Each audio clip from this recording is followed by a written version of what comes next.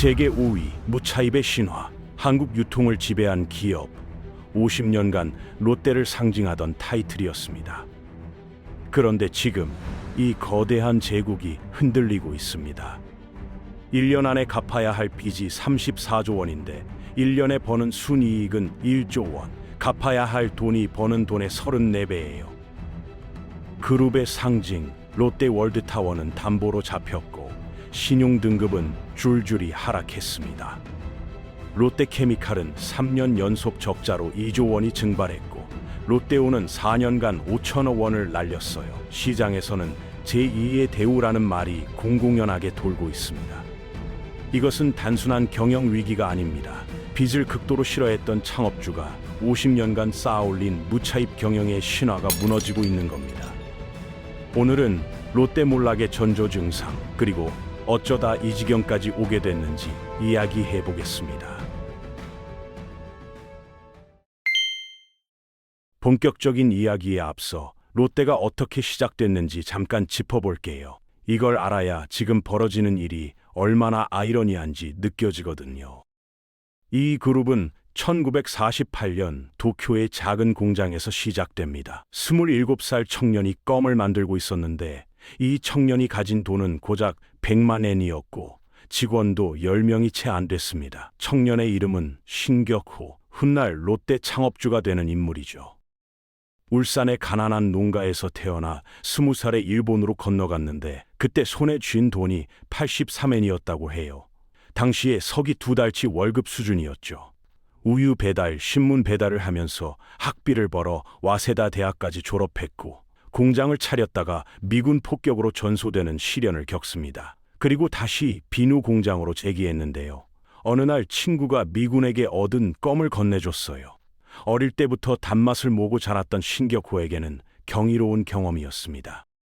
그는 당시 시판되던 껌들을 죄다 사서 한 번씩 다 씹어봤어요. 각각의 장점만 모아서 자기만의 껌을 만들었는데 과자점 주인들이 새벽부터 연구소 앞에 줄을 설 정도로 대박이 났습니다. 회사 이름은 괴테의 소설 젊은 베르테르의 슬픔에서 따왔어요. 주인공이 사랑했던 여인 샤롯데, 누구에게나 사랑받는 회사가 되겠다는 의미로 롯데가 탄생합니다. 신격호의 마케팅은 천재적이었어요. 당시 어른들은 껌을 천박하게 봤거든요. 그래서 타깃을 어린이로 잡았습니다. 풍선 껌에 대나무 대롱을 함께 포장해서 팔았어요. 껌 불기가 놀이가 된 거죠. 더 대담한 승부수도 있었어요. 껌 포장 안에 추첨권을 넣고 당첨자에게 1,000만 엔을 주겠다고 했습니다. 당시 33년치 연봉이에요. 일본 열도가 뒤집어졌고 롯데는 단숨에 1위로 올라섭니다. 이후 1967년에는 한국에 롯데제과를 세웠고 1970년대에는 호텔과 백화점으로 사업을 확장했습니다. 소공동 롯데호텔에 들어간 돈이 경부고속도로 건설 비용과 맞먹었다고 해요. 이렇게 승승장구를 하던 신격호 회장에게는 평생 지킨 원칙이 있었습니다. 그는 빚을 극도로 싫어했어요. 차입금은 우리 몸의 열과 같다. 과도한 차입금은 만병의 근원이다. 이자는 내가 잠을 자는 동안에도 불어난다며 무차입 경영을 고집했습니다. 2009년 롯데그룹의 부채 비율은 76%에 불과했는데 10대 재벌 중 유일하게 100% 미만이었어요. 그리고 내가 모르는 사업은 절대 하지 않는다는 원칙으로 50년간 유통과 식품만 파고들었습니다. 그런데 신격호 회장의 아들은 완전히 다른 길을 걸었어요. 현재 롯데그룹 회장인 신동빈 회장의 출발점은 껌 공장이 아니었어요. 런던의 한 금융가였습니다. 노무라 증권 런던 지점 출신으로 7년간 금융맨으로 일했어요. 당시 런던 증시는 자기 돈 안 쓰고 대출과 주식 발행으로 회사를 키우는 게 당연한 문화예요. 증권사 출신들 사이에서는 이런 말이 있었죠. 내 돈으로 사업하는 건 바보고 남의 돈으로 돈 버는 게 똑똑한 것이다. 신동빈 회장은 이 철학을 그대로 롯데에 적용했습니다. 2004년부터 정책본부장을 맡은 그가 성사시킨 인수합병만 60건이 넘어요. 2010년에는 GS 리테일 마트 부문을 1조 3천억 원에, 말레이시아 타이탄을 1조 5천억 원에 인수했습니다. 2012년에는 하이마트를 1조 2천억 원에 사들였어요. 아버지가 50년간 벽돌 싼 듯이 만든 회사를 아들은 쇼핑하듯이 사들인 겁니다. 문제는 이 대부분 빚이었고 계열사 간의 상호 보증까지 했다는 거예요. 한 곳의 M&A가 잘못되면 연쇄적으로 그룹 전체에 영향을 미치는 구조가 만들어졌습니다. 더 심각한 문제가 있었어요. 신동빈 회장의 M&A에는 일관된 패턴이 있습니다. 전부 고점에서 샀다는 거예요. 말레이시아 타이탄은 인수 직후 중국이 설비를 대폭 늘리면서 가격 경쟁에서 밀려버렸어요. 1조 5천억 원이 악성 부채가 됐습니다. 하이마트는 인수 당시 가전 양판점 1위였는데 인수 직후 쿠팡이 로켓 배송을 시작하면서 매출이 3조 3천억에서 1조 8천억 원으로 반토막이 났어요.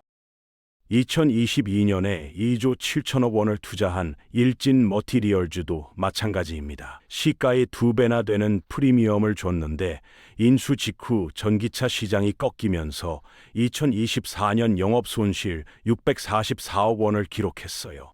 한샘도 인수 당시 10만 원대 주가가 지금 4만 5천 원대까지 떨어졌습니다.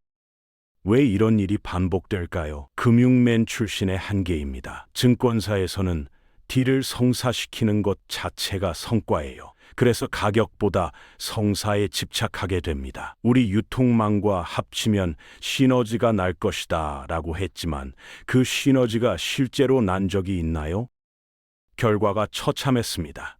2009년 부채 비율 76%였던 롯데가 2024년에는 차입금 40조 원을 안게 됐습니다. 15년 만에 빚더미가 된 거예요.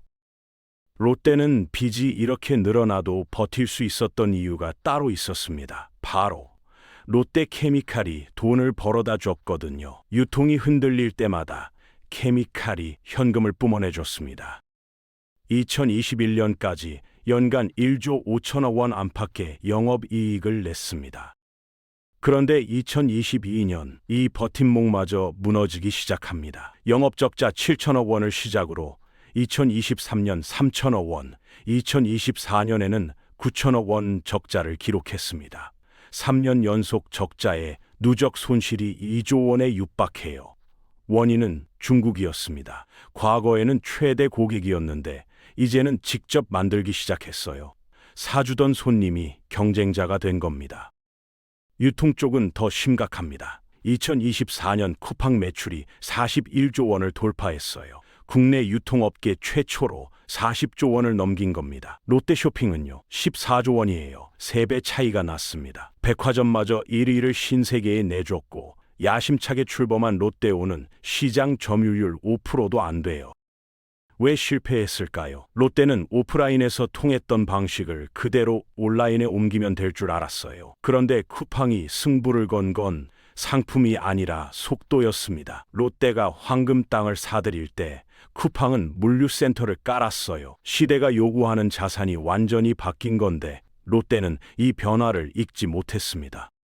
숨겨진 폭탄이 하나 더 있어요. 바로 롯데건설입니다. 2022년 레고랜드 사태 기억하시죠? 이 사태로 부동산 PF 시장이 얼어붙었어요. 돈줄이 막힌 거죠. 문제는 롯데건설이 PF 사업을 많이 하고 있었다는 거예요. 당시 롯데건설의 PF 우발 채무가 6조 7천억 원이었습니다. 시행사가 망하면 시공사가 대신 갚아야 하는 빚이죠. 자기 자본의 2.5배에 달하는 규모였어요. 급한 불을 끄기 위해 계열사들이 총동원됐습니다. 롯데케미칼이 5천억 원, 롯데정밀화학이 3천억 원을 쏟아부었어요. 문제는 케미칼이 이미 적자였다는 거예요. 적자인 회사가 건설을 살리려고 돈을 쏟아부으니까 체력이 더 빠르게 소진됐고 한 계열사가 흔들리자 다른 계열사까지 연쇄적으로 흔들리기 시작했습니다. 2년이 지난 지금 롯데건설의 PF 우발 채무는 약 4조 3천억 원이에요. 그룹 전체가 달려들어서 겨우 2조 줄인 겁니다. 매년 연말마다 위기설이 터지는 이유가 여기에 있어요. 그래서 롯데가 선택한 돌파구가 뭘까요? 바로 바이오입니다. 아버지가 내가 모르는 사업은 절대 하지 않는다고 했는데 아들은 한 번도 해본 적 없는 분야에 3조 7천억 원을 걸었어요. 하지만 현실은 냉혹했습니다. 바이오 시장은 이미 삼성 바이오로직스가 세계 1위로 장악하고 있고 롯데는 한참 늦게 출발했어요. 더 큰 문제는 시간입니다. 롯데는 당장 34조 원을 갚아야 하는데 바이오는 수익이 나기까지 5년 길면 10년이 걸려요. 당장 필요한 건 현금인데 바이오는 투자금만 빨려 들어가는 구조거든요. 50년간 껌 만들고 백화점 짓던 회사가 과연 바이오를 해낼 수 있을까요? 83엔을 들고 일본으로 건너간 청년이 50년간 만든 무차입 경영의 신화를 아들이 15년 만에 40조 원 빚더미로 만들었습니다. 신격호 회장이 집무실에 걸어놓았던 말이 있어요. 거허취실, 허를 버리고 실속을 취하라는 뜻입니다. 롯데가 완전히 무너지지는 않을 거예요. 부동산 자산도 많고 팔 수 있는 회사도 있으니까요. 하지만 예전 같은 위상은 이미 잃어버렸습니다. 재계 5위 자리에서 밀려났고 유통 왕좌도 내줬어요. 신격호 회장이 평생을 바쳐 지은 롯데 월드타워 123층 555m 서울의 스카이라인을 바꾼 그 건물이 지금은 담보로 잡혀 있습니다. 마철루의 저주라는 말이 있어요. 최고층 건물을 세운 기업이나 국가가 위기를 맞는다는 징크스입니다. 1931년 엠파이어 스테이트 빌딩이 완공됐을 때 대공황이 터졌고 1997년 페트로나스 트윈타워가 세계 최고층이 됐을 때 아시아 금융위기가 왔어요. 2010년 두바이 부르즈 칼리파가 완공됐을 때 두바이 정부는 디폴트를 선언해야 했습니다. 롯데 월드타워가 완공된 건 2016년이에요. 그리고 지금 롯데는 창사 이래 최악의 위기를 맞고 있습니다.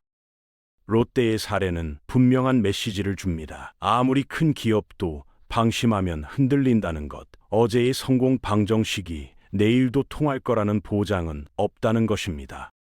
여러분은 롯데의 미래를 어떻게 보시나요? 댓글로 여러분의 생각을 들려주세요.